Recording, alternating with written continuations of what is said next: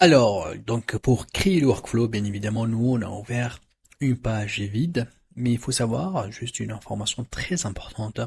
Lorsque on démarre la formation, c'est possible aussi d'importer le workflow et de le laisser, voilà, dans une autre page pour pouvoir jeter un coup d'œil, pour pouvoir un petit peu regarder les codes si jamais, voilà, vous n'avez pas pu créer un nœud. Il se peut que tu peux aller à l'importation et de copier le nœud carrément. Alors pour le faire, c'est simple.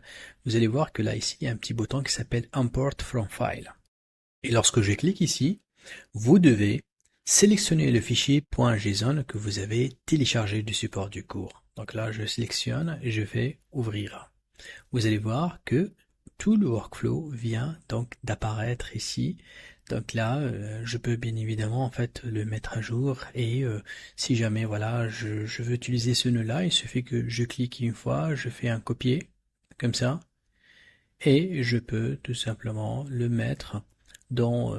Alors là, on va l'enregistrer. Si on ouvre notre workflow ici, je peux le faire coller. Ok? Donc ça, c'est aussi donc faisable si jamais vous n'avez pas pu mettre en place le workflow. Et à la fin de la formation, il y a un petit, en fait, on va dire module qui s'appelle Credential.